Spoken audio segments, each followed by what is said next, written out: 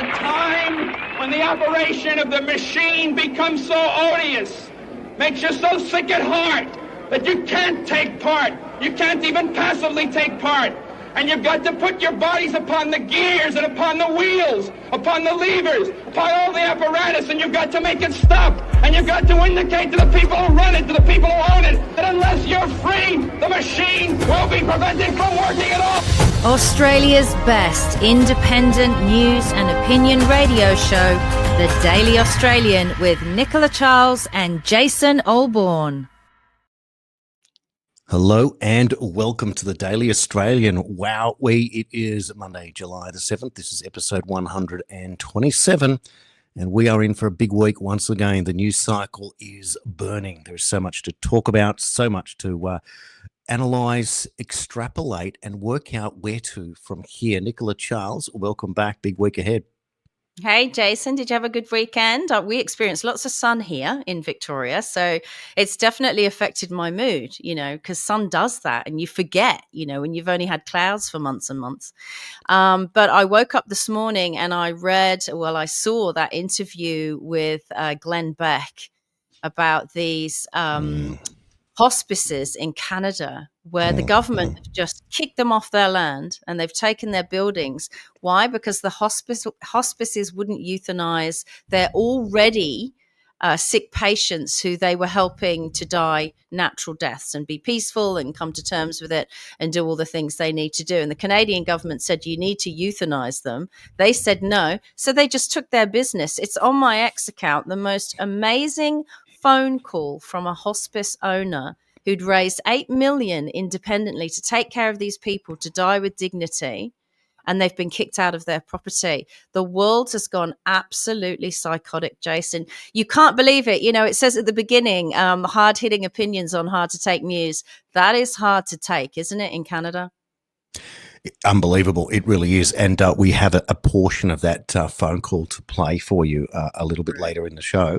Look, I also had a great weekend. We had sunshine yesterday, 21 degrees. We put the barbecue on and it was just fun. We hadn't turned the barbecue on in it felt like months because of the bad weather. But just to be outside and doing it was terrific. And, of course, we had one game of soccer at the weekend, and my son scored his second goal in 3 games, and he's developing, and he's really enjoying it. So that was a hit as well. So it just felt like it was a real old-fashioned weekend, which we've been missing for some time. Now, last night, I happened to catch part of the 60 Minutes report of the sexual assaults within the military, and I'm going to play a little while later a short clip from that. It's actually the sneak peek as part of the promo. Now, the reason that it's so important to talk about, and this is all our narratives weave together, and people who've been watching the show understand that. Now, if you have sex assault in the military and you still have, according to the report, convicted sexual assaults conviction, people still working in the military today, despite said convictions, you have a system of ultimate cover-up at that point, and complete denial. And, of course, the military is the ultimate example of where you must obey your superior. You cannot disobey. And if you do, you are dishonorably discharged, punished, etc. So you just can't do it. You accept that, and it becomes the ultimate in hierarchy.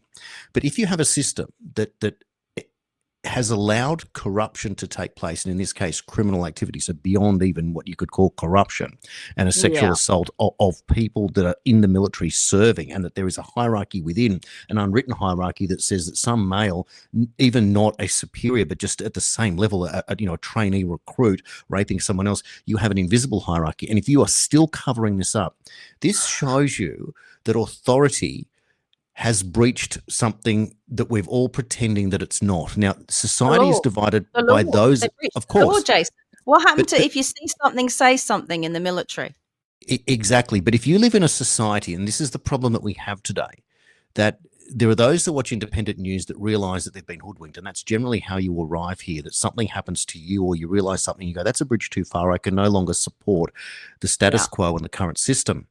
And there are people that will absolutely deny it. That's why they believe in the jab. That's why they believe in the immigration policies. That's why they believe in the current prime minister, and they'll believe in the next one, even if it's from a different party, and they will never challenge the system because they can't cope with the fact that authority could do them a disservice, let alone what they're actually doing. And we will talk about weather modification today, et cetera, et cetera. This is the point. But there does come a point, and sadly, when and it's everyone is broken. And people know that, but they still want to trust. But when you don't, then you say, okay, I'm out. I'm going to do something different. Then you have to ask yourself, what methods can we use to do it? So I think it's really, really timely, therefore, that Stephen Tripp's going to be here in just a moment and introduce him, because he is the president and founder of Australians for Better Government. And I think that this is a really good starting point for somebody who's tried to work in the system, was a One Nation candidate, then joined the Liberals, or got kicked out of the Liberal Party, for goodness sake, is an engineer by trade, like a father of young children, a husband. Now, how can this man be a fringe player? And we're going to introduce him in a moment and we'll have the chat. But this is the point of what we're doing. And I know it goes on ad nauseum, but we must get better at what we do and present real ideas. But I feel like now that what I saw last night on 60 Minutes, I don't know how long it's going to be before people put their hands up and go, well, why is David McBride in jail? And why are these people still serving? Like, everything is wrong. Authority is upside down, and we have to change things. My question is this. I was thinking about this driving this morning. If the law, as we know it, is not protecting us, how do those bureaucrats, you say authority, I think they have more responsibility than authority, how do they feel safe? Because if the law isn't protecting us, doesn't that sort of encourage lawlessness? Therefore, how and why do they feel safe? It's interesting. Yes, absolutely it is. Well, the other great news is that lots more subscribers coming through, and thank you very much who are taking up on the annual plan and also on the founding member plan. But I just want to welcome Pauline and Jeff, who became founding members over the weekend. Thanks so much for your support there as well. And that would make you number 4 and number 5. That is a really great gesture because it helps us do what we need to do behind the scenes and keep building this show as we are doing. And I hope that you are really, really enjoying it. And please do all the usual things that like and share and comment, and the comments coming through on Substack are more detailed every day, more involvement, and a real difference, and the ideas coming through as well. I'll just quickly put up our email address if you'd like to send something through with an idea, a comment, a voice recording, a video recording, thedailyaustralian@gmail.com. All inquiries there most welcome. Well, Nicola, I think it's time. What we'll do is we'll bring in Stephen Tripp right now. I'll just read out a little bit more about him. So Stephen Tripp is the founder and president of Australians for Better Government. In 2022, he stood for the federal election for the seat of Warringah. I believe that was Tony Abbott's old seat. Since then, Stephen remained politically active. He served on the New South Wales State Executive of One Nation and later as Secretary of the Condamine branch of the Liberal Party. He's currently an independent. He also writes extensively on the subjects of democracy, freedom, and the issues facing us in our daily lives. And he's been published in The Spectator, The Light, Cauldron Pull, Facts for EU, The Campaign for an Independent Britain, and GB News. And it's our delight and privilege to bring him in right now. Let's bring in Stephen Tripp. I'm just going to unmute your mic if I can. If it's working, there he is. Got him now. Stephen, welcome to the Daily Australian.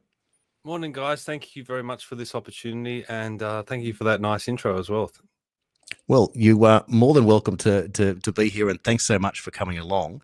I hope what you heard in the intro chimes in with the work that you're doing, because it seems like that this is a real moving board at the moment. Nothing remains static, and every day there's something else to worry about. But I think that in that, it gives us more traction to make more inroads into the mainstream, which is where our support must come from. We can't operate in a silo anymore. We've got to expand. We've been on both sides of the fence. You've been in the Liberal Party. I've been in the Labor Party. I know how that system works. They're no smarter than us. It's just a machine, and we need to build new machinery. So starting with that, Australians for Better Government, how did it come about, and what does it set out to do? Well, basically, how it came about was through my podcast, Commanding the Narrative. I'd had this gentleman, Lieutenant Colonel Kevin Lockray, on. We had him on once, and he was just a wealth of knowledge and was so amazing to talk to. So, he was in the Australian military for 32 years. He actually served with the British military as well, where he studied biological warfare. So we had to have him on talking about COVID. We'd also he studied thermodynamics, so we'd have him talking about climate change. He talks about so many issues. The guy is brilliant, but this common theme kept coming up about our system of government and the deficiencies in our system of government. And we started to learn through him that there's, the big problems that we're facing are the result of not just the politicians and the political parties, but the actual system itself. And there's some deficiencies there. So he said on the podcast one day that it was his intention to set up a foundation to address some of these structural issues. And when I heard that, I'm a man of action, so I took that ball and ran with it. So we both started Australians for Better Government. We launched it at the start of the year, and we've already starting to gain a lot of traction and momentum with a lot of people out there, because I think it appeals to people. I think people instinctively know that there's something wrong, and there's been something wrong in this country for a very long time. Australia has so much potential, and we've never even approached that potential. And at the moment, we're squandering it. We've got all the natural resources that we could ever want. There's so many opportunities here in this country that we just don't use.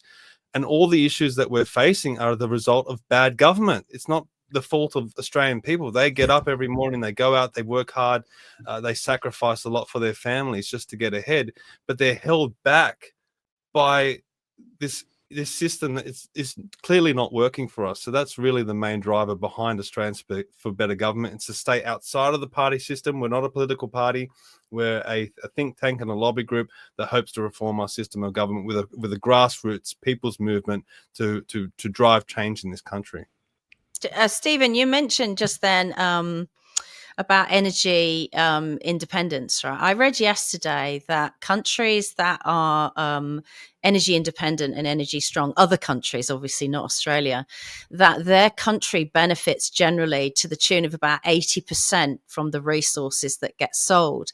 And that Australia, and that's not us, obviously, that's the corporate government, because no money turns up in Australian bank accounts. Australia profits about 3% from its resources. That's absolutely appalling.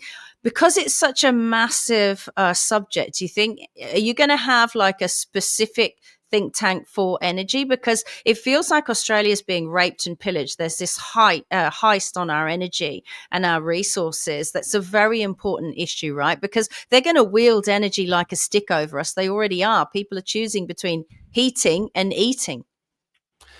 Well, I'm actually president of Let's Rethink Renewables as well. So that, I guess, hopefully answers your question. That is focused on the rollout of renewable energy across Australia, but also our energy grid. And when you're talking about that issue, look, it comes down to the taxation that's applied in this country. It's profit-based taxation, where these multinational corporations can come in and mine our resources and then move their profits offshore and not pay tax. Whereas systems like Qatar, which is a good example, because Australia is the leading exporter of liquefied natural gas. Qatar is number 2. I think we make $23 million in taxes and royalties from that, where Qatar makes $26 billion, because they tax it by the what they take out of the ground, whether per liter or whatever it is. So that's a reform that we could bring in easily in this country, but our politicians will never do that, and it's mainly due to the fact that we're putting these suboptimal people into Parliament. Usually they're union hacks or political staffers or whatever it might be, and then we put them into Parliament, and then because we have no true separation of powers between the legislature and the executive, and it takes a little bit of explaining for people to really wrap their heads around that, but we should be separated by, we have a separation of powers where those two branches are completely separated. We don't have that system. So we take our ministers from the suboptimal people that are sitting in Parliament and then put them as head of departments. So you'd have someone like Chris Bowen, who's climate change and energy minister, now running the energy department, and he's got no experience in energy at all. It's completely crazy. Defense is another example where you have this guy Richard Marles, who's also the deputy prime minister, but he's head of defense, and he's had no military experience at all. If you read his bio, he's basically worked in the union industry his whole life. He should be the minister of unions. There is no minister of unions, but they should create one just for him. But this is the guy that's running our military. That's crazy. How does that happen? No one else. We can't get jobs we're not qualified for. So how do they? Well, it comes down to one line in our constitution. Section 64 basically outlines how ministers of parliament are selected. And there's one line that looks like it's completely different than the rest of the constitution. It's called the ministers to sit in parliament line. And basically what it says is that ministers have to be selected from the legislature of the parliament. Now, the legislature and the executive, where the ministers are in the executive, that is meant to be completely separate from each other. But that one line muddies the waters. And so you're saying to Australian people, Stephen, what they're saying is it's that old thing, isn't it? This is the Jones Plantation, if you've ever seen that. It's a fantastic little story. It's their people. It's their pool of people that they trust and who toe the line. And then you get told your democracy is choosing from our group of people, right? Yeah. Yeah, that's completely right. But what we're saying at Australians for Better Government, let's push for a referendum to delete that line. So now, and we also say that we should elect our Governor General, so the Governor General can run the executive branch like it's meant to be in the Constitution. If you read the Constitution, the Governor General is meant to head the executive branch. It's only by convention that the Prime Minister runs the executive branch and advises the Governor General, which basically makes the Governor General just a puppet and a it's crazy because it's Governor General selected by the Prime Minister, and then it acts on advice from the Prime Minister. There's no true separation between those two branches at all. But back to that ministers to sit in Parliament line, if you were to delete that line via a referendum, then the Governor General could select ministers from the broader Australian population. Now it can go into industry, it can select industry heads and experts to head those government departments, just like they do in the United States of America. The president can go out and select secretaries of state or health or whatever it might be based on their industry experience. And that's what we don't do in this country. As you said, we're forced to select from the people in Parliament, and a lot of these people have never worked in the real world before. How do they know anything about business or defense or health or whatever it might be? So these are small changes that we can make that would increase the performance of our government, optimize the performance of our government. But these things are never going to happen if we rely on politicians and political parties. That's why we need a grassroots people's movement to drive that reform and that change in this country. Steve, I want to talk to you now about the big elephant in the room, the Governor General, the Prime Minister, and King Charles. King Charles is a globalist, attends World Economic Forum meetings, does not represent Australia as what we would be, and we have that Union Jack on our flag. When I interviewed Craig Kelly, I said, Craig, what is it with the globalists running the Republican movement? It's almost like they want to kick a deliberate own goal. You had Peter Fitzsimons, now you got Craig Foster. Wouldn't you think that if the American system, the Republicans or the Conservatives are the Republicans by name, why is it in Australia that we don't have a conservative Republican movement and we're afraid of it, of becoming a republic? And he said, we just haven't come up with a better model yet. And I'm like, well, that's no excuse. Why don't we come up with a better model? So here you are right now. You've explained that through constitutional reform, and I'm just going to quickly put this up on screen because this is one of your mission statements. In fact, it's number one, reforming the Constitution, ensuring a true separation of powers and improving the quality of the vote are just three of the points.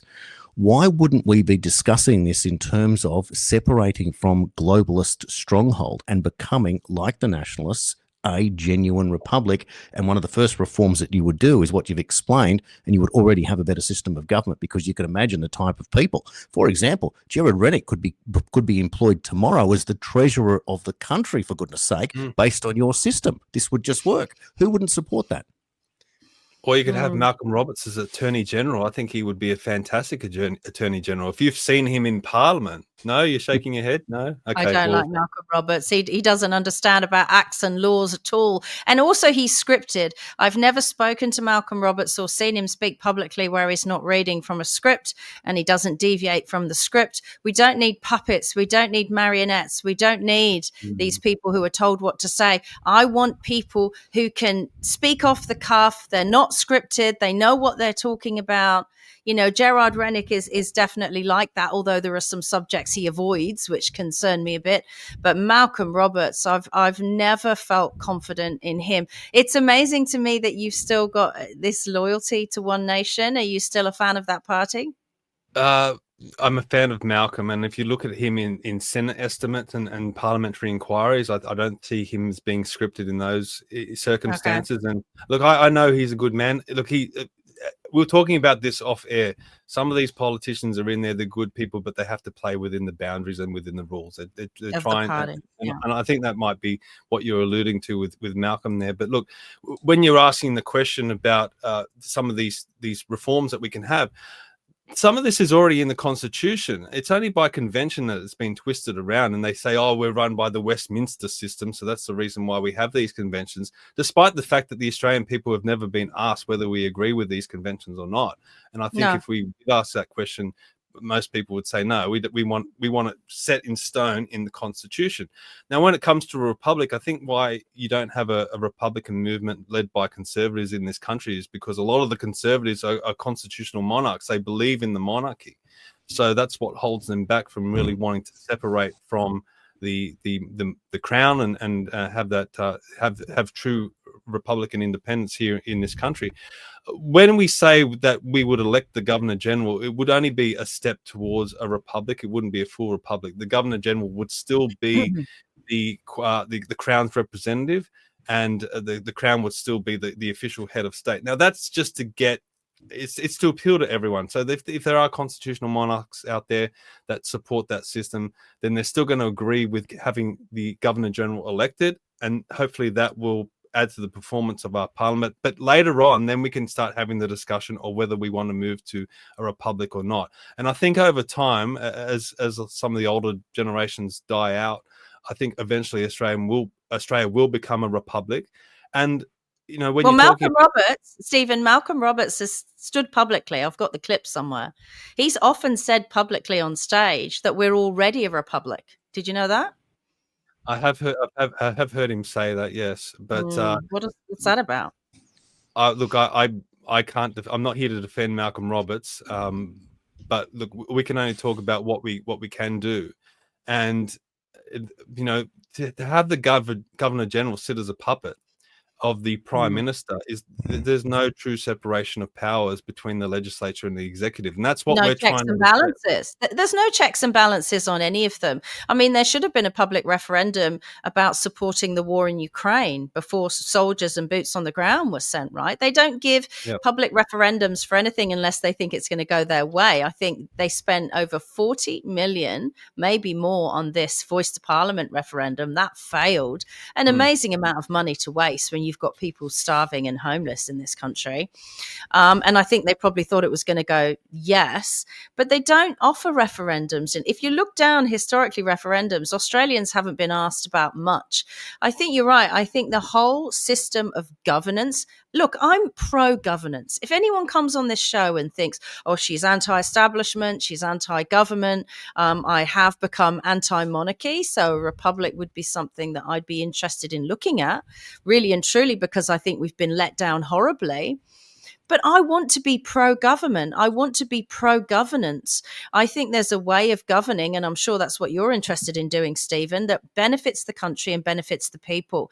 But, you know, the separation of power, the separation of everything we've got in this country is that when something benefits this corporate Australian government, that doesn't filter down to the Australian people. It doesn't benefit them in any way. In fact, quite the opposite, right? It's just almost taken away from them. I agree completely that we need more direct democracy in this country, and we push for we would have citizens initiated referendum. Australians for Better Government also propose binding plebiscites. And that would come into effect when we want to sign international treaties. I mean, when has the Australian people ever been asked whether we want to be part of the United Nations or the World Health Organization or things like that? Those issues should go to a plebiscite, and the Australian people should agree. We should also be asked if we want to raise the debt ceiling. I mean, do we want to be plunged into more and more debt in this country? It's already over $1 trillion. So there should be a debt ceiling in place set by the Australian people. And if governments want to exceed that, then it should go to a plebiscite and the Australian people should be asked. These are examples of how we need to involve the Australian people more in the political process. And really, at the end of the day, the government is meant to represent the people. The government really is the people, or at least it's meant to be. We're not meant to be ruled by these suboptimal politicians that are sitting in Canberra. A lot of them, as I said before, haven't worked in the real world and don't understand the real challenges that everyday Australian people face. And as I said, if we rely on these people to drive this change, if we rely on these politicians and these political parties, it's never going to happen. So that's why I don't think anyone relies on them anymore. Stephen, I would ask you to consider in your group a system where if the people don't have their say, as you say, in a plebiscite, then what will occur is a government shutdown. So if we don't agree with the debt ceiling, or we don't agree with going to war, or we don't agree with the World Health Organization treaty, that unless, as you say, direct democracy, the people speak, unless they get involved in something, then there's a government shutdown. And that includes these politicians' wages being frozen, halted, until the will of the people has been initiated, and that incentivizes them to speak to the people to find out what they want. These government shutdowns are a great idea. It never happens in Australia. They run roughshod and they do whatever they want to do. They know we don't agree with the World Health Organization treaty. They know we don't agree with going to war. They know we don't agree with engineered pandemics. They know we don't agree with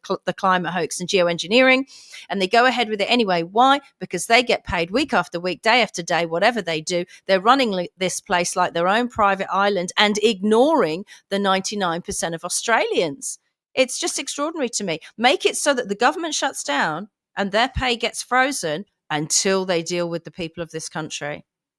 Look, we support recall elections. I think that would be one of the answers for that. But for specifically what you're talking about, I need to state that this is not a defined position of Australians for Better Government as yet. I like your proposal, but what I would say is if we did, say, for example, have a plebiscite where we set a debt ceiling and the government exceeded that debt ceiling, then what would happen, and this is just me thinking out loud, we would then it would trigger a double dissolution where the parliament would be dissolved and the Australian people would go to an election and both houses would be completely dissolved and we'd start from scratch again. And then it would be up to the Australian people on who they elect and who they move forward from that. And look, the politicians are not going to want to go to a double dissolution. So they're going to start playing ball. And this is the sort of pressure that we need to start putting on them. As you said, they have no accountability. They're basically ruling the roost. They're enforcing more and more restrictions on the Australian people. And it's time for us to go, hey, it's time for us to turn that around and put the pressure back on you guys. You guys are the servants. We are the masters. The Australian people are the masters. The politicians are the servants. And you guys the Australian people need to make it clear that that's the situation and that's how it's meant to be. Steve, you also have an idea in the Senate of removing party affiliation so that people can be more flexible in how they come to their decisions. Can you briefly explain that before you go? Yeah, the best example of that is recently Senator Ralph Babet proposed an amendment to push for a referendum to enshrine free speech in the Constitution.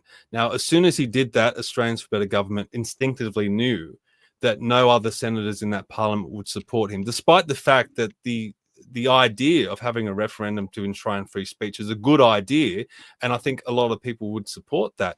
But they didn't support him because he was the only sole senator for the United Australia Party, and that party system came into play in the Senate. Now, why do we have political parties in the Senate? It serves no purpose at all.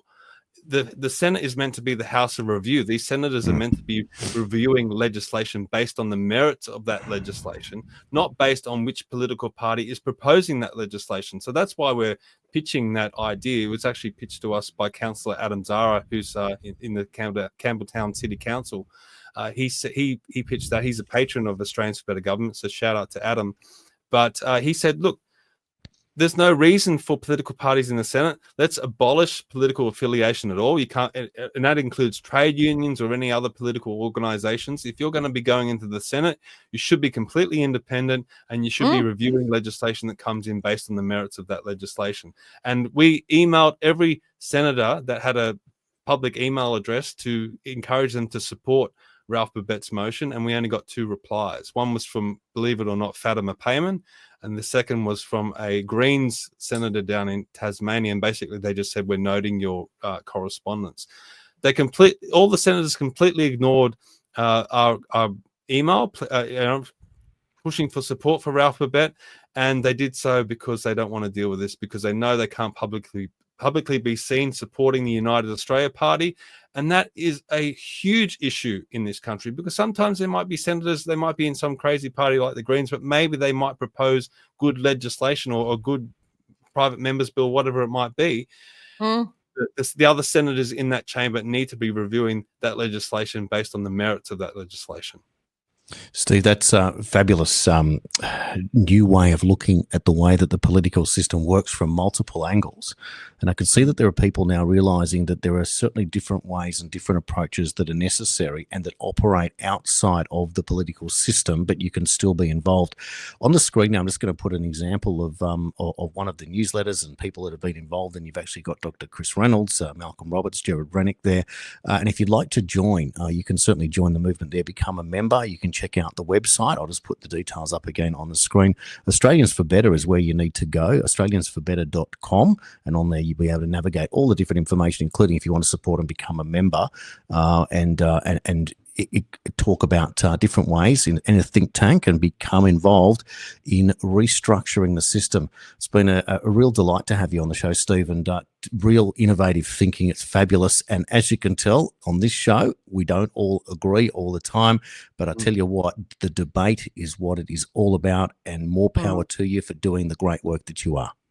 Well, I'll just finish on one thing. I mean, the proposals that we're putting forward are not set in stone. We want to eventually, once we build up enough members and a lot of people on board, we want to move to people's constitutional conventions where we can get a whole bunch of people in a hall. We might even do it online, where we have these discussions. And I've enjoyed the discussion today. Nicola, you came up with some good ideas and some insights. This is the type of thing that we need in this country: more discussion about our government, more discussion about the system. And we want to have that with the Australian people. So we want to involve people as much as we can, because that's what it's meant to be. It's meant to be, this great experiment of democracy that we're having in our Western countries. So let's start getting people involved. So it's their bloody country. It's Australians' bloody country, not the politicians, right? Exactly. Thank you for all you're doing, Stephen. It sounds great. Thank you very much, guys. Thanks for the opportunity. Well done. Well, you are a busy man, and I'll let you go and keep going, as will we here on the Daily Australian. And for those that are watching right now who love what they're seeing, please subscribe at thedailyaustralian.substack.com. And you can also help support independent media if you'd like to with our $75 annual plan. That works out at about 30 cents a show. And it's just like the old newspaper, The Sun and The Mirror, Nicola, when you could purchase that, the afternoon newspapers back in the 80s. I think they were 25 cents. And they went to 40 cents or something like that. And that's where I'm giving you that comparison for. So you're paying for news at a price that is cheaper than a newspaper from 1986, an afternoon rag nonetheless, and you get it on video, and there's a whole lot to talk about. So thanks everyone. There's no page 3. There won't be any page 3 on the Daily Australian, though. Those days hilarious. Are gone. How much the world has changed in 50 years, Jason. It's really crazy, isn't it? Absolutely it is. Well, I think that was a really nice way to start the week, because new ideas, new discussion, new debate, and now we're going to get into to the nitty-gritty of what's going on for the week and looking ahead, etc. So some of the stories we're going to talk about is what happened in Texas with the flooding and the idea of weather modification, and Marjorie Taylor Greene coming out with a new bill. We're going to talk about there's a shooting that's occurred in Victoria where there's some very untoward activities in terms of no body cam footage from police. Now we're asking a lot of questions. We've also got, a lot of, we want to talk about the story with Authority and 60 Minutes, etc. And we'll get started. And of course, the other interesting one is the introduction of Elon Musk's political party that have got a whole lot of people concerned that it's going to affect MAGA. But I tell you what, I think it's going to go the other way and affect the Democrats, because MAGA is thriving, the Democrats are failing, and people are sick of that particular policy. And to talk about that, Mark Cuban, the billionaire businessman who came out and endorsed Kamala Harris, right? He's now come out in favor of Elon Musk. So he's left the Democrats to support Musk. That's my point. So that means they're the new Democrats. They're going to be the new Democrats, this Elon Musk party. That's what that is. But the irony is, right, that yes, it's going to give you something else. So it starts here by a factor of 2 to 1. You want a new political party and you shall have it, says Elon Musk. Then Mark Cuban comes out with the fire and all those emojis. And then he says, I work with voter choice. They will help you get on balance. That is their mission. So that is showing support for Elon Musk's party, which is now being validated. Mark Cuban is far left. So if Elon Musk is talking about cutting money from the budget because he's saying that the government can't afford to do so, that's even more extreme than what Trump wanted, which has come back to the center to appease those types of Republicans. So what is he doing? He's literally pulling people from the left to go to where Trump really wanted to be, which allows Trump to play in the middle, or at least the Republicans, and then be flexible to the right, flexible to the left where they need to maintain and dominate. So I actually think it goes the other way. People have been talking the weekend, who's going to lead this particular party, because Elon Musk is not an American, he can't be president. And they're suggesting Vivek Ramaswamy, they're suggesting RFK Jr., which is preposterous that RFK Jr., who's working for the Republicans, is going to leave and join yet another party that has got no traction and is a third party after himself was an independent, was a Democrat. It makes no sense to me. So I feel like that it's a really useful shifting tool, but it's going to bring across those Democrats that are going, you know what, I don't believe in all this stuff anymore. Maybe I was anti-Trump, but I'm a bit pro-Musk, and Musk has been on both sides. I'm pro-electric vehicle. There's so many sides to all of this that it's not just left and right anymore. And I feel like the Democrats are collapsing, not the Republicans. So that's why. Well, that's the thing. That's my takeaway from this, Jason, is that more than creating a new party, more than who's going to jump on board with this, you'll probably see all the people that were anti-Elon Musk and Tesla marchers and that kind of thing 5 minutes ago suddenly being pro this new party. But what that really goes to show is that the Democrats have now crossed so many lines. They've done so many harms. It is very apparent that they are either working for the deep state or are the deep state, that they are full of people who want to profit from wars, profit from engineered pandemics. They are not transparent about, chemtrailing and cloud seeding and weather modification or any of that stuff. I mean, I'm trying to think of a Democrat, a serving Democrat who seems to have any integrity whatsoever, who isn't just someone who's out on social media trying to tear down any ideas that anyone who isn't a Democrat has. They're just an appalling group of people right now. And same for these people who run states who are Democrats as well. It feels like a criminal fraternity. That's what I'm trying to say. The Democrats, and, even when they're House Speaker, whatever position they hold, they're criminal. Nancy Pelosi was, famed for her insider trading with the whole chips thing, American chips. It was so obvious, her and her husband. And, but you know what? It's not just America, Jason. We need that here as well. We need other party options. Elon Musk is right. I don't always agree with him, like I don't always agree with anyone. But these two-party systems around the world have to end. I know there's a danger of it then sort of diluting the vote. But when we see that these two-party systems are too open to corruption, they're too open to lobbyists. It's like something I read over the weekend that said, if you're with any of the big four banks, you need to leave. Why? In any country, because big banks only want to do business with big businesses. So they don't care about the individual. They don't care about small businesses. They don't care about the little guy. And it's the same with these political parties. We need political parties that are not running their own extremist ideologies, but are listening to the people who they want to vote for them. We say we're from these democratic nations in the Western world. We're clearly not. We haven't been for some time. When you think about what Steve was saying with the parties, and it is interesting how it's mapping out. So we've lost Rennick from the Senate, who became independent, but now One Nation has 4 senators. So when you consider the power or the power vacuum in this country, One Nation holds the key for third-party politics in Australia. Ralph's got 3 years left on his term, subject to no double dissolution, and he will be gone. He knows that. He said that. So you're down to the One Nation and whatever else can be accumulated from that point.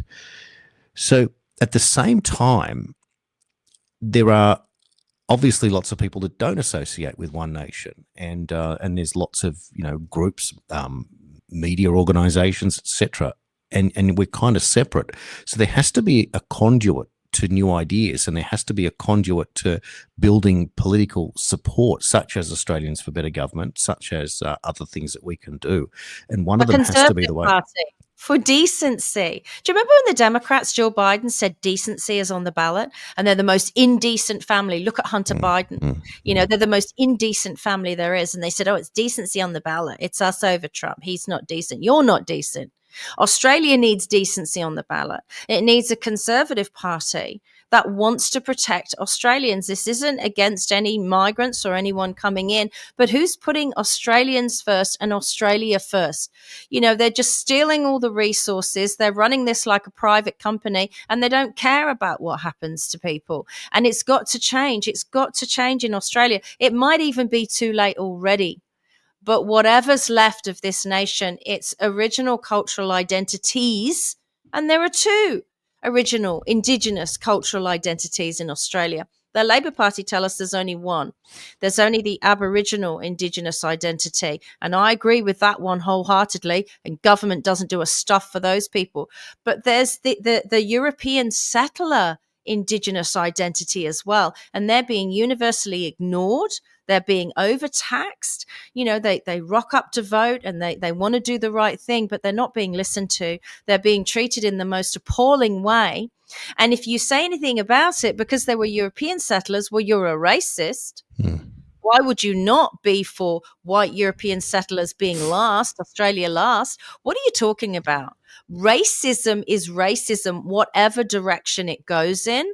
And these white Australians, I'm sorry, are being treated like absolute crap. Well, it's not just an Australian thing, is it? This is an international plan, and we've only got to look at what's happening in the UK. Now, you can argue it whichever way you want, and you can pretend that it's not happening. And when we bring this up about immigration, etc., I always quote Dr. Gavin Ashenden. And the reason that I do is that he's a man that's far smarter than I am. He was the chaplain to Queen Elizabeth. He converted from Anglican to Catholicism, which I find interesting in itself, and he left the employ of the Queen because his opinions were considered somewhat to be maybe belonging to the Queen. But he explains that his Islamic friends told him that the plan was to take over the UK. That is their plan. He said, I tell it to people and they look at me like I'm crazy. And he's doing it. So if the UK, and by definition and extrapolation, the globalists are following the same immigration model, and it is a globalist model that they are looking to bring it in, people in. Now, who's not doing it? Trump has put the line in the sand and said, we're not doing this, and we're having the whole ICE thing. So he's gone completely the other way. So therefore, they are not the same. So you can't argue that it's happening everywhere because at least there's a resistance. And if there's a resistance, it means that there's an opposition to this particular plan of the Islamification, which is only one part of it, because you don't have to be from the Islamic faith to want to come in as a migrant. But there is also the subplot that this is what's happening, the increase in Islamic mayors, etc., in the UK, introduction of Sharia law, etc., and other things as well. So if you are going down this and you are opening the floodgates and Trump is shutting the door, one, by definition, the opening of the floodgates is technically an organized invasion, if you will, a permissive invasion, allowing it to happen. So this is the point. So therefore you have to then, you say, well, if this is what's happening now, how do I oppose this? How do I say that this is not what I want? Because it's politically incorrect to oppose it, right? Like the first thing is, oh, you can't say it, and the Crown is behind it, Jason. The Crown is behind it. The Crown did this in the Middle East. There were plenty of Christians in the Middle East. My friends who I always talk about in Australia who are Iranian, they're Christian. And that's why they decided to leave, right? So the Crown removed all the royal families from these Middle Eastern nations forcibly and brought in all these Islamic leaders. And I think they're trying to do the same in our countries, which is really terrifying when you think about it. Well, if you understand that it's a real thing. Sorry? Anti-women. To think that the Crown, Yes. that the monarch is bringing in a very anti-woman agenda, and we're talking about diversity, equity, and inclusion, but women are going to become, as valuable as a goat. We're second-class citizens, and we're seeing it across the UK with the rape gangs. We're seeing it here. My friend was assaulted here by a migrant from Afghanistan. How do these monarchs expect any kind of respect from us, from half of the people, the women, the mothers, that we're now in danger? Thank you.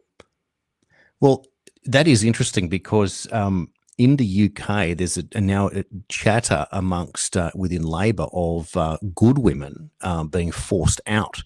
So again, it's this go along, get along in this system. So what I might do is I might play you a clip now from GB News on this particular subject about women in the Labor Party. Take a look. What is it with Labor? I mean, when you said it had a women problem, and this has been something echoed actually by Louise Haigh after she got fired as Transport Secretary. What's going on? Is number 10 too blokey? We obviously know historically they can't elect a female leader, but just speak to what the atmosphere might have been like last week for the Chancellor with so much criticism of her in the press. I think, we women who get in the way or who get a bit awkward get briefed against, i.e. the people who have paid an awful lot of money, the unelected kind of lads. Now they're in number 10 that were in the Leader of the Opposition's office and sort of dotted throughout those Labour networks. They're paid a lot of money and they brief against mostly women. If you look at since Starmer became Prime Minister, Sue Gray, Lou Haigh, Annalise Dodds, all of the people leaving, Vicky Foxcroft, me, all women. I don't think that's a coincidence because, I've heard recently that some other Secretary of States have been briefed against, but the journalists haven't gone with those stories, mostly if they're political editors who are women. It's all part of the pattern. Women who are awkward get shunted out of the way or their lives get made to feel very uncomfortable. That's interesting. The other one that springs to mind is the Culture Secretary, Lisa Nandy. She's also been the subject of rumours, and Bridget Phillipson, actually, who I interviewed earlier, and we're going to play it out a little later. These people might be reshuffled out. Yeah. Not really hearing that about any of the men. No, it is always the women. That's an interesting observation. Do you know anything about these rumours of a row between the Chancellor and either Angela Rayner or the Prime Minister? Have you heard anything from your insiders? Angela Rayner is obviously not in the same political sort of wing of the party as Rachel Reeves. I imagine they probably do clash over things like the spending on all of the houses and all the other projects that Angela Rayner is in charge of. But I don't personally know any of those rumours. It's a very tight-knit circle and I've never been part of that. No, fair enough. It's interesting, isn't it, Jason? This is very, very interesting because I'll tell you why this is interesting. And look at the potential Democratic mayor of New York. If you are, and we know they are, I think there are over 50 councils, 50 mayors actually in the UK that are Islamic mayors now. If you are setting up a political system run by Islamic politicians, they are going to find it very difficult because women are not seen as equals to work with female bureaucrats. And it certainly looks like the Labour Party, at least in the UK, is cleaning out the females so that that's something else that they don't have to deal with.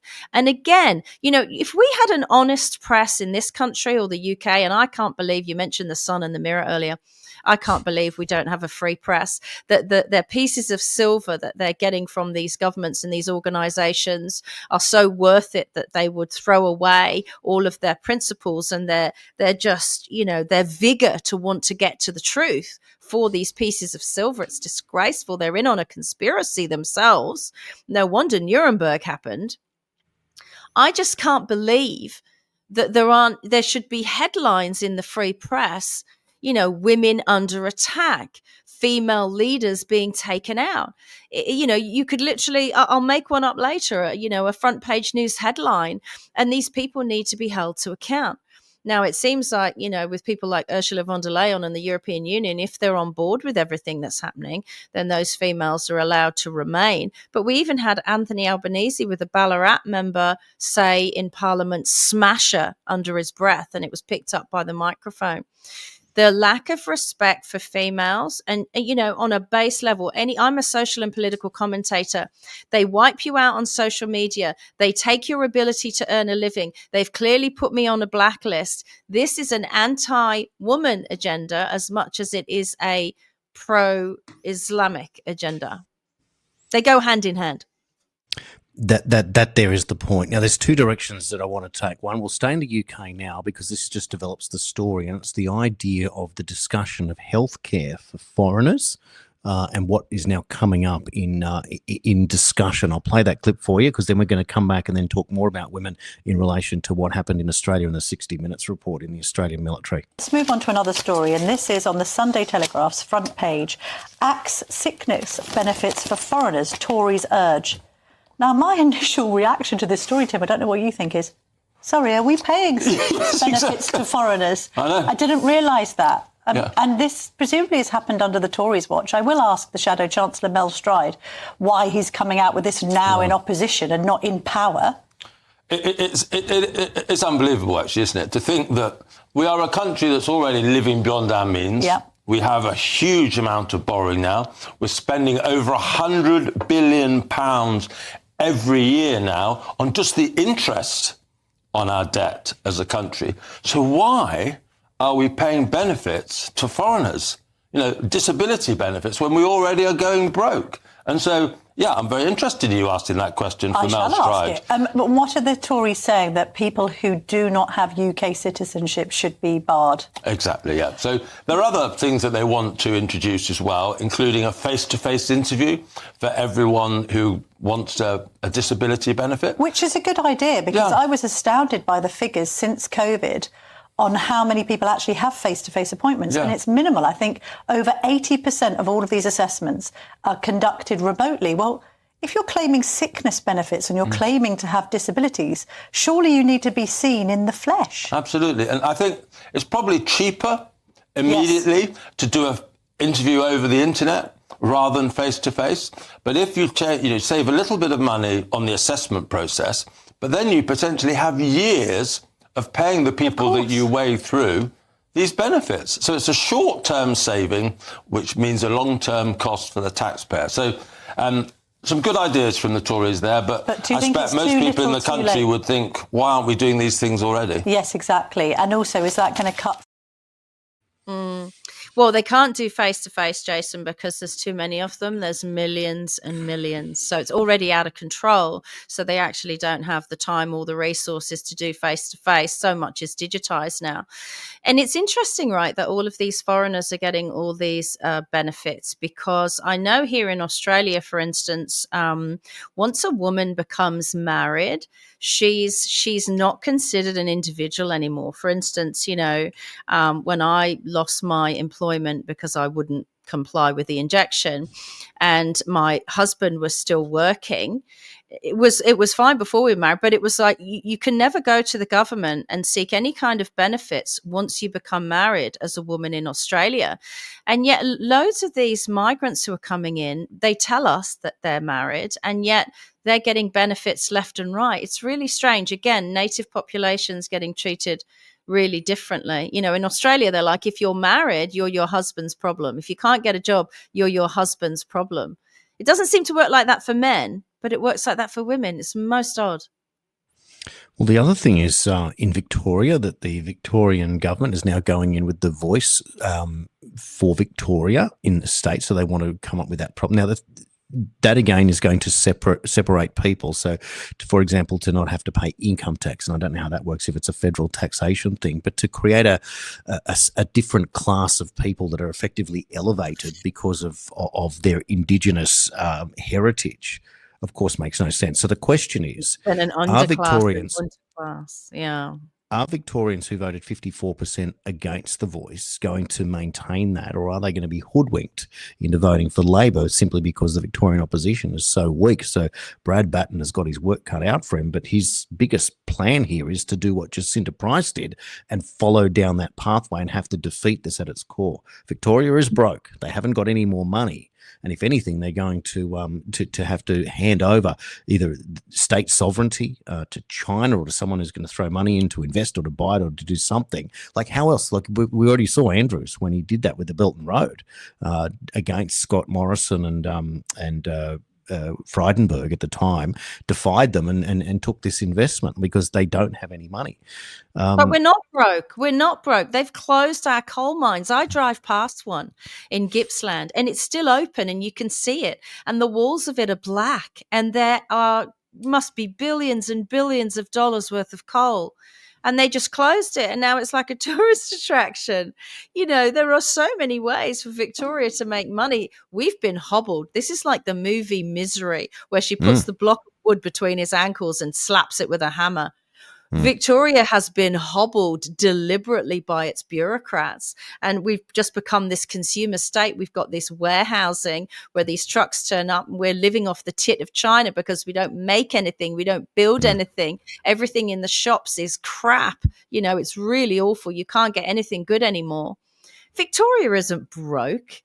They've done something here. This is a deliberate financial collapse, I believe, as I asked the other day to a guest a question, so that they can initiate bank bail-ins. And they're already talking about this in the European Union. Ursula von der Leyen saying she's going to use private savings to invest in a new green future. Excuse me, what? Not without our permission, you're not. And these bank bail-ins are the same thing. They are going for broke. You know that expression, going for broke? Our politicians are deliberately trying to break our countries and our states. That's what's happening in the UK. Why bring people in after a pandemic? 2 seconds after a pandemic, when we were locked down, businesses went out of business. Loads of people are on Centrelink because they couldn't go to work. And then you bring in more need. You bring in more need at a time when your own citizens are in need. That was a deliberate collapse, Jason. Independent media has been able to present an alternative, obviously, but it's the green shoots of new ideas that when they finally break through this brick wall. So we were all censored. And therefore authority, the establishment, big tech, put that brick wall up and either didn't let us through or closed us down, completely surrounded us. But the green shoots of ideas sometimes get into the mainstream. Things that we've talked about in the independent media that the mainstream didn't want to. Jeffrey Epstein, for example, is a perfect example because now with the Diddy trial, even though that didn't go the way that everyone had hoped, but it brings it to the main. Harvey Weinstein, the Me Too movement, etc. It changes things. And so obviously I'm leading towards the 60 minute story in a moment, but this is my point. But before we get there, I want to explain that we worked at the radio station in the past, as did Chris Smith at the same station. Chris Smith is now on 2SM, which means that he's now talking to a mainstream audience. I want to play you a clip that he from last week on his show where he's talking about green energy, because I want to make the point now that if we are now opening up green shoots and maybe knocking down this brick wall and creating a pipeline of ideas into the main, we are genuine influencers to the mainstream media. Now, we know that the mainstream media doesn't serve us, and what we are trying to do is become better than the mainstream media. So when people actually realize what's going on, they'll come over to shows like the Daily Australian and they'll go, what, episode 300, episode 1000? When did these guys get here? Whatever it is, when they get here, they get here. And hopefully it's tomorrow and not in 3 years' time. That being my point. Have a look or listen to Chris Smith now on the show and realize just how far we have come. And then we're going to come back and touch on the 60-minute story, which advances it even more. Take a look. I make no apology for death-knelling the massively expensive and unreliable renewable rollout which is underway in this country. Not because I draw some kind of twisted political satisfaction in watching project after project fall over, but because someone has to keep pushing back against what will send this country broke and blacked out. It's as simple as that. The latest comes from the energy basket case that is the state of Victoria. The Australian reports today that Spanish offshore wind developer Blue Float Energy is on the brink of selling its Gippsland project. Sources have told the paper Blue Float will exit Australia altogether as the industry faces enormous costs, logistical barriers and a lack of transmission infrastructure. In other words, it makes no economic sense, with or without billions of dollars in taxpayer subsidies. It's a dud of an industry, and these foreign renewable groups are finding out the hard way. And sure enough, the major issue of transmission infrastructure is causing all sorts of drama. No wonder they're trying to barge this through without appropriate approvals and local consultation.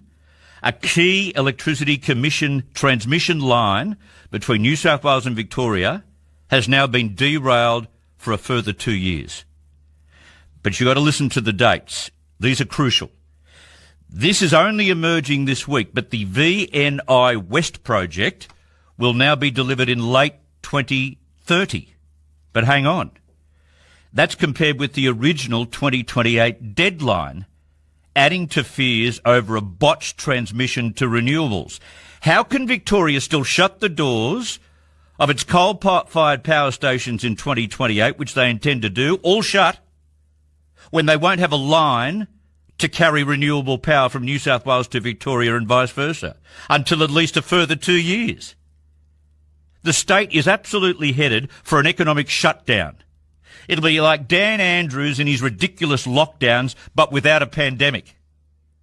Where does this leave the grand green plans of Anthony Albanese, Chris Bowen and their pesky green comrades? Offshore wind is Bowen's renewable nirvana, the solution to decarbonising Australia, except it's super expensive, grossly unreliable, economically flawed, and even the greedy foreign renewable giants are now running a mile from it. And this is not just a domestic problem.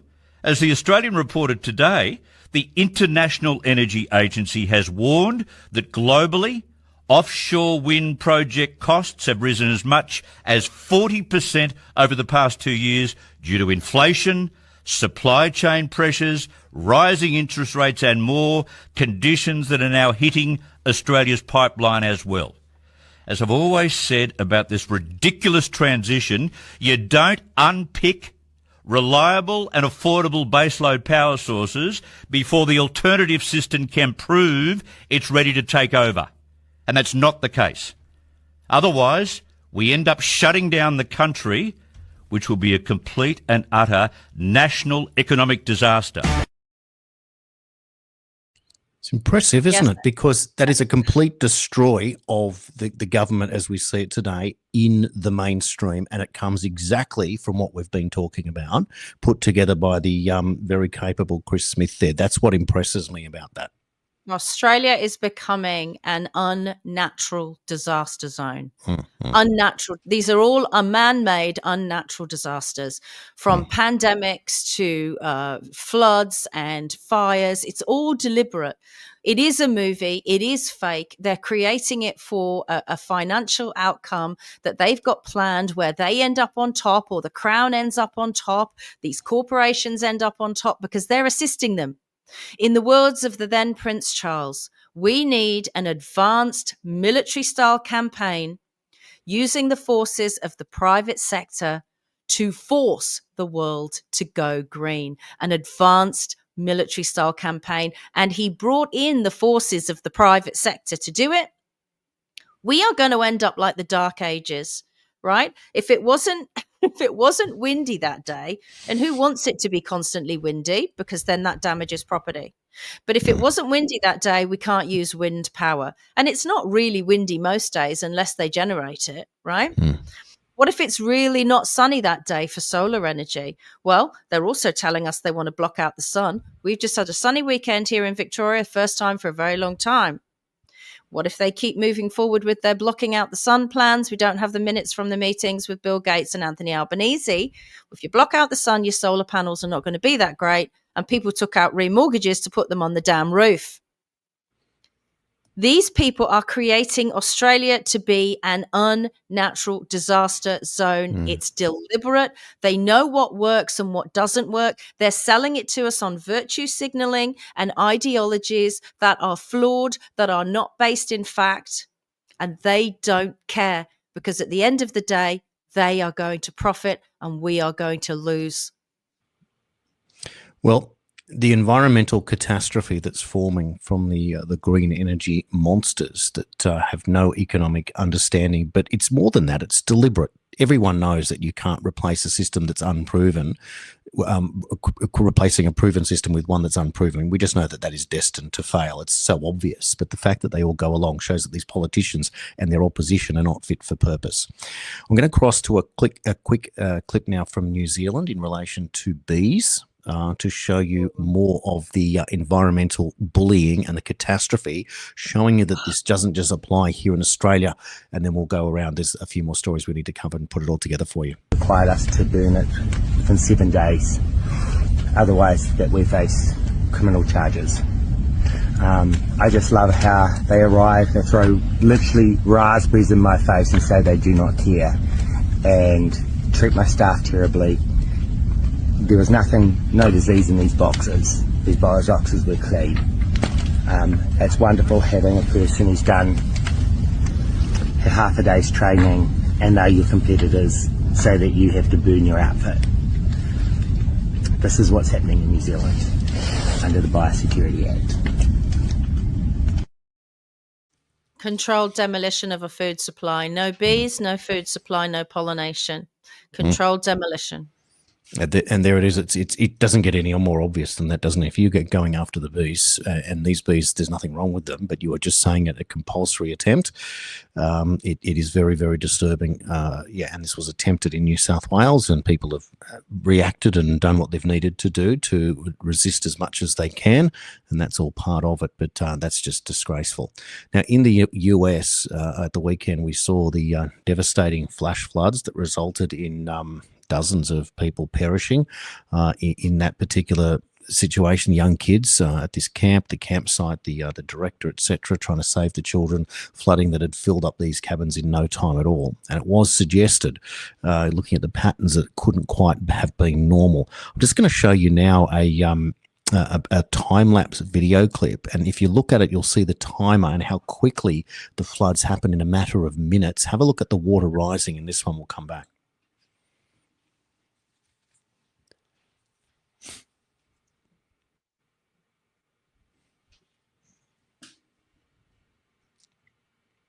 Yeah, I heard, Jason, that water rose in 45 minutes. This is it. So you're looking there, that quick was only in a couple of minutes. It's just unbelievable how it could be that quick and to wipe out these camp zones, which were popular tourist sites. It's not like they were in areas that weren't, being used regularly. So when do we designate this as a terrorist attack, Jason? A lot of people have died. A great number of people have died. Some Christian schoolgirls on a camp are still missing. When does this get considered, if not terror, then murder? Because if you know that you're going to cloud seed and create a lot of water in an area, and you did not give the people of that area a heads up and a notification that we are going to create a lot of precipitation in that area at this specific time. Of course, they wouldn't notify you because there would be court injunctions from people going, no, you can't. My farm is on at low level, or there's Christian schoolgirls at a camp. You'll kill people. So they just do it without telling us. Isn't that premeditated murder? Well, once it's proven, of course, what else could it possibly be? Here is Trump's one of his responses. I just signed a major disaster declaration for Kerr County, Texas, to ensure that our brave first responders immediately have the resources they need. These families are enduring an unimaginable tragedy with many lives lost and many still missing. The Trump administration continues to work closely with state and local leaders. Secretary of Homeland Security Kristi Noem was on the ground with Governor Greg Abbott, who is working hard to help the people of the great state. Our incredible US Coast Guard, together with state first responders, have saved more than 850 lives. Goodness me, it's astonishing. Well, now, it's not working closely enough with them, Jason. I sent you something earlier from NOAA. These people are working independently to do this, and they are definitely not informing the commander-in-chief. And it's not enough to come out afterwards saying I'm working closely and are going to help in the disaster.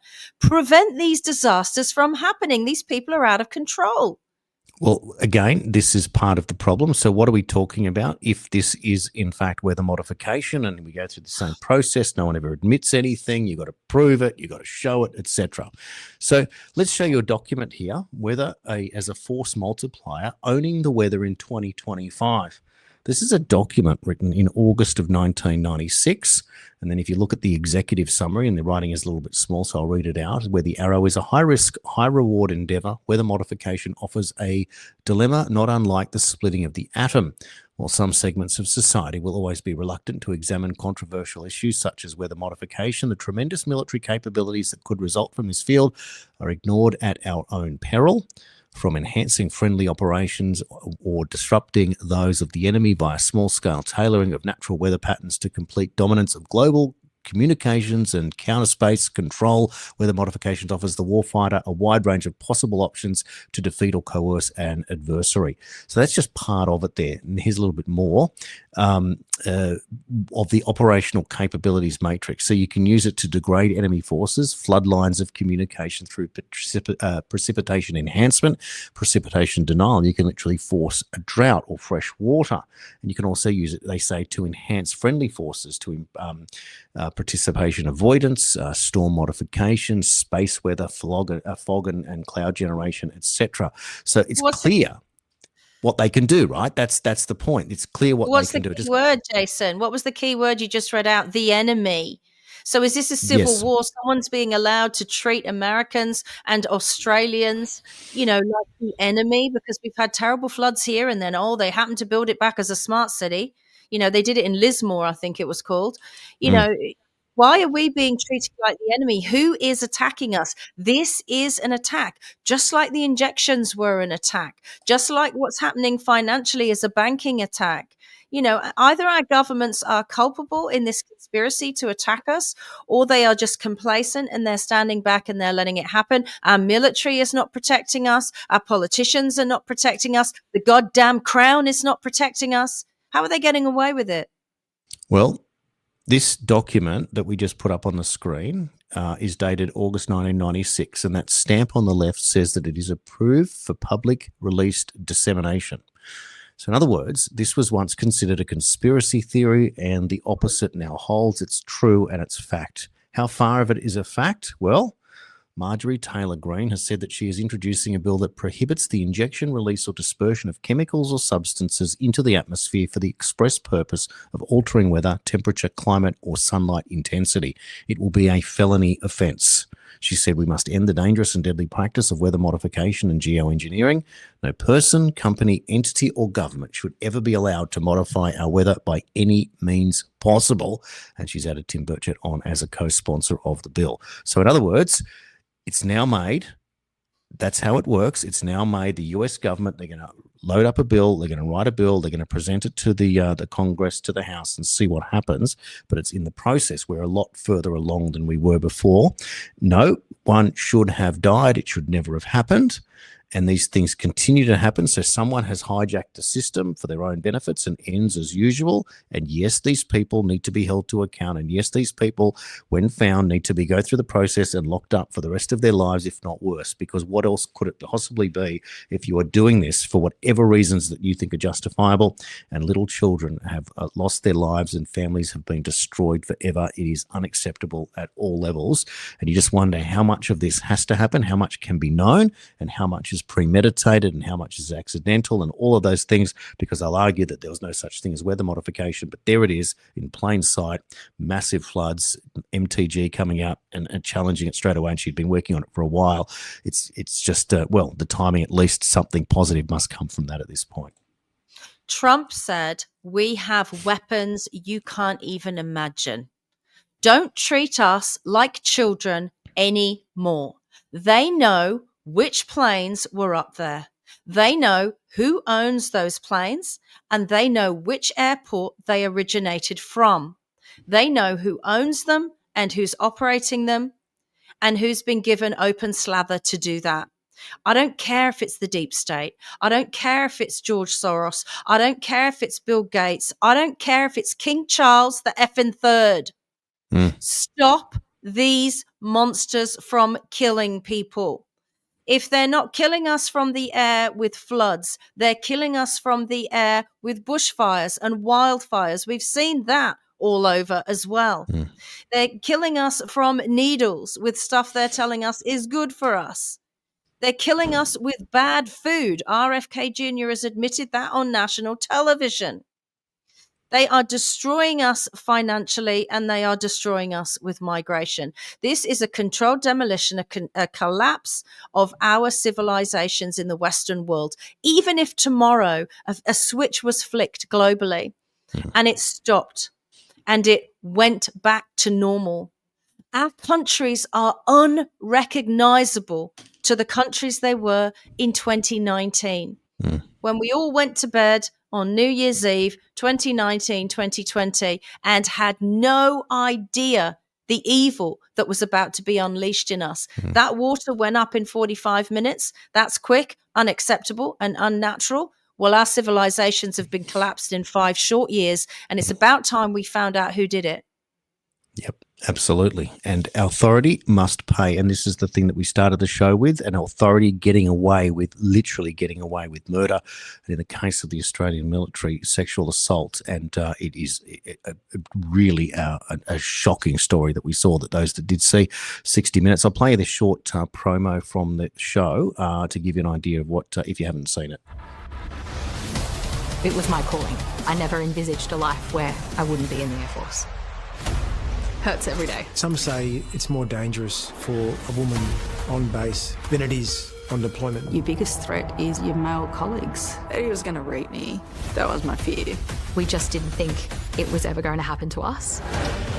Sunday on 60 Minutes. Once he was charged, was he removed? No. Suspended? No. Kept on base? Yes. If you spoke up about it, what would happen? Well, it was too dangerous. You lose your career. It was handled very in-house. I just felt like a problem. Was there a cover-up? They burned me. It's abhorrent. It is completely unacceptable. On 9 and 9 Now. Jason, I don't appreciate promoting a show and a network which is peddling for viewers, and because if they have viewers, they can have their advertising from their big pharma on human interest stories. And as a child sexual abuse survivor, I understand that those are human interest stories. But this is a network and a show that is doing nothing, absolutely nothing about the ongoing attacks on Australians on a larger scale. They have the infrastructure to do it. They have the journalists to do it, and they don't. They're not focusing on the larger issues. They focus on the human interest issues because they want to bring viewers in. You said we had a clip about that phone call into the Glenn Beck show about the hospice that was shut down, had their lease cancelled because they were private and they wouldn't adhere to the government, killing people who were already dying, Jason. They set up a business and they raised $8 million Canadian so that these people could have a dignified death, a natural death, and come to terms with that in the time that they had and make their plans. What did the government say? We're going to shut you down because you're not prepared to kill them before their natural death. Well, this is it. So you have an abuse going on at all levels. And my point with all of that is the fact that this is in the mainstream news now. And that means that millions of eyeballs inadvertently are finding out information. And that is the point. And it doesn't get there unless at the independent level, we're able to get these ideas, put them together, present the facts and explain them in real time. And it was one of our own colleagues, David McBride, who's the one that's rotting away in McConaughey Prison in Canberra for exposing Australian military crimes and paying the price for it as a whistleblower. So our friend is locked up in jail. Meanwhile, these guys are getting away with murder. And at long last, the big boys at the mainstream news are forced to cover the story. And they did a story that, with all due respect, was quite credible, and these women's voices were finally heard, and there were people there that will have to be embarrassed and pay one way or another, and it's a good thing. Here now is Glenn Beck and that phone call, an excerpt from that call here. It's just as unbelievable. Have a look. The Hospice Society is a public-private partnership with Canada, but you guys raised, $8.5 million to build this property, and you negotiated a 25 or 35-year lease for the property, right? Yeah, Tell exactly. me about this. So actually, we're a private society. So we're a 34-year palliative care organization. And palliative care is basically you take care of people when they're chronically ill or they're terminally ill, and you take care of them well until their natural end. And so we fundraised over a few years, $8 million to open a hospice and a palliative care support center next door. And so we raised that money. We got a 35-year land lease with the Public Health Authority. We built 2 buildings, a 10-bed hospice, a 7,500 square foot supportive care center where we did our counseling and all the supportive programs. And then the service agreement was for operating costs. So every year they'd give us, when it ended, $1.4 million. And when we built those buildings, we opened them and we operated our program with the hospice for 10 years. Everything went fine until this thing they call the state euthanasia program called MAID, right, came into law. And then the province basically came to us and said, you're going to have to start providing euthanasia. You're going to start killing your patients in the hospice because you're getting public money, right? We said, absolutely not. We absolutely will not. At which point, you're exactly right. The fascism kicked in. I just call it stone cold communism. And said, you're not going to get any money if you don't start killing your patients. So then they canceled that service agreement, in which we said, that's fine. Look, we don't need your money. We'll be fine without your money. Which apparently is the wrong answer. Because then So then they went after the lease. And we had 25 years left on that land lease, and they canceled it. And now these incidentals, like the buildings on them, they just consider those to be like some kind of an old shack or fence, and they expropriated them. So at the end of the day, they evicted us, the organization, from our buildings. They expropriated those assets, which were valued at $8.5 million, kicked us out, and took our stuff. And then they started to operate our hospice, and they put in the euthanasia.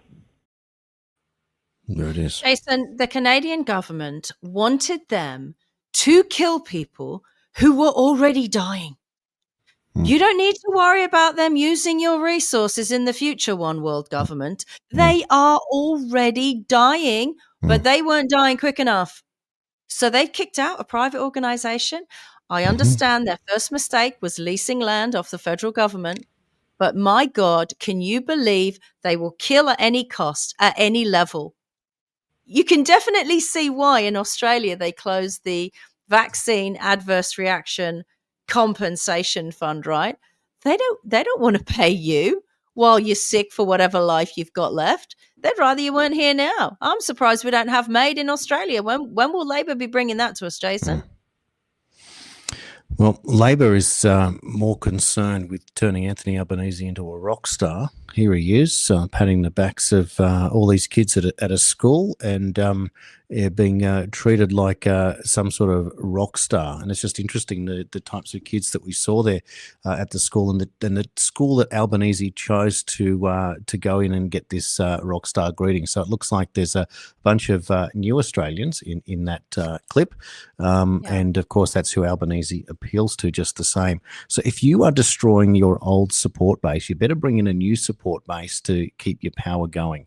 But at some point, you just get to a stage that what you have seen today in terms of your power, in terms of your personal safety, if you're working for the government in defence, that in terms of what you're seeing there, if you're sending a loved one to a hospice in Canada, if you have if you're keeping bees in New Zealand, if you are going to a campsite in the United States, all of these systems that are being used against us one way or another. And as we can see, it seems very much like, one, an invasion, two, a cull of what was the European migrants to our own countries. It just feels like that's the way, and that there is a process of resistance.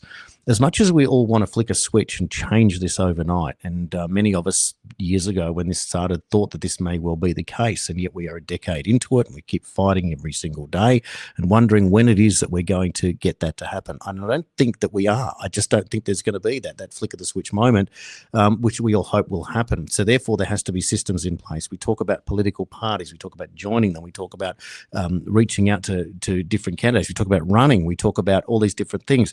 So today we had a different approach. Stephen Tripp there from Australians for Better Government was one approach to it. And there are other ways that we keep doing it. We get better at independent media, and we ask to become professional at what we do so that we can compete. And therefore, we have to make incremental change until the revolution hits. And that's the point of why we do what we do.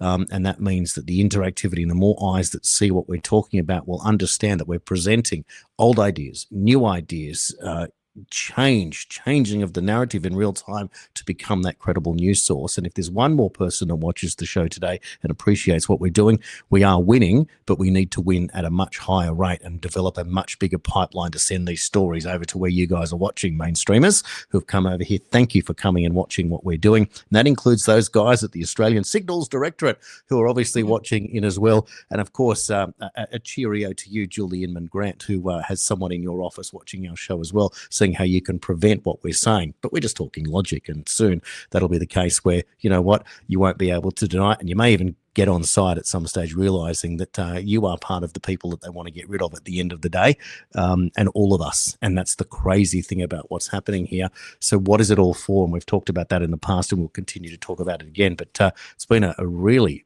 busy day on the show, Nicola. There's one good news story I'll get at in a moment, but please just let me know your thoughts on where we are. If I were the Australian Prime Minister, if I woke up tomorrow, the first order of the day for me would be to outlaw, I would use that language, public-private partnerships. I would kick all of the corporations out of Australia if they didn't play ball and they didn't pay for what they want. You want our natural gas? I'm not surprised. It's great. You're going to have to pay. Pay up, because it belongs to the Australian people. You want our lithium? You want our coal? You can have it for the right price. We won't be in partnership with you so you can sell it overseas and not pay tax, but you can buy it from us for what it's worth. And that money will go back to the Australian people. There wouldn't be debt in Victoria. There wouldn't be federal debt in Australia.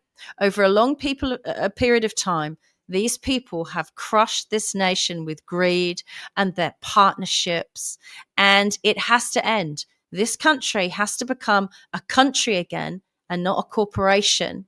And all of these wrongdoers have to be removed. The reason Anthony Albanese was in a crowd of children, of which whom none of them seem to be European settler children, that's fine. I understand we're in a diverse nation, but none of them, that's what you chose. None of them, no little blonde-haired, barefoot Aussie kids. Why? Because you know that the people who have lived under your reign, under your totalitarianism, you and Daniel Andrews, we wouldn't vote for you to run a 7-Eleven, let alone this country again. And so now you've got to indoctrinate these new generations coming up, because they're none the wiser, because you've brought them in from countries where their standard of life here under you and your totalitarianism feels better than where they've come from. But what it means is for the OG Australians, life gets incrementally worse and worse. It is devastating, Jason, what they've done to this country. And I am pissed off when we play clips from other networks, mainstream networks, and I understand that was a good story, who are not highlighting how different this country is 5 years later, how they've destroyed it. And until those people call out these politicians, instead of taking their pieces of silver to do what? Not to address it, not to talk about it. Don't call out the government. Why? Because the new Australians, they watch Channel 9, they watch Channel 10. They think that's the good old regular Australian television. So we can't have anyone on there calling out. No, you need to tell everyone you know to watch the Daily Australian, because we will call them out. Yep, sure will. And we will continue to do that tomorrow and ongoing. There's another story that we haven't had much of a chance to talk about today, and we'll follow this for you. This is in Victoria in relation to this police shooting, where we've learnt that we don't know how many shots were fired, who fired first, or how many officers were involved. And Victoria Police claim that the deceased man shot at them, but admit they can't confirm key details. and no body cam footage has been released. So controversy there. That's an interesting story developing. And the others want to hear, this is kind of cool. Dutch engineers made bricks that grow moss, purifying air, absorbing CO2 and cooling buildings like living walls. So wouldn't you know it, that there is a way to, well, look after the world that meets all of the criteria of the crazies in the green movement that tell us that 432 parts per million of CO2 is going to kill us all. Well, that's all you do. You put a bit of moss on the walls and you don't have a problem anymore, and you can burn as much oil as you need, gas, etc. Isn't that funny how obvious So that house really is essentially a tree, right? So it absorbs the CO2 and then puts oxygen out as part of its process of eating the sunshine and the moisture. And we all know that moss loves moisture. So if you're in a wetter climate, which it looks like we're all going to be with all this cloud seeding, that's a really good idea. You see, this is the kind of ingenuity, the human ingenuity that's being lost because people realize that an unproven green energy idea is going to make lots of people wealthy. Surely it's not about making people wealthy. You told us it was about environmentalism and saving the planet, but oh no, the simple ones, no one's making lots of money from mossy bricks, Jason. That's the honest answer to that one. Well, they are there. If you are in the Netherlands, you might want to build or replace or renovate, and there it is. Let it happen in real time. It's pretty exciting. Well, it's been a busy show, a long one again, but I hope you're enjoying it. I trust that everyone is, and thank you for your support in whichever way that you choose to do so. The likes, the comments, the sharing, etc., the ideas as well, and of course the subscriptions as well. And our $75 annual plan is popular. And thank you to our foundation members as well. And you can look all of that up on thedailyaustralian.substack.com. Thank you so much for watching the show again today. Lots of differing news stories. I hope you got lots out of our chat with Stephen Tripp as well. So go over and check out what he's doing. Thank you for watching The Daily Australian with myself, Nicola Charles, and Jason Olbourne. We tell it like it is here on The Daily Australian, and we'll do this all over again tomorrow.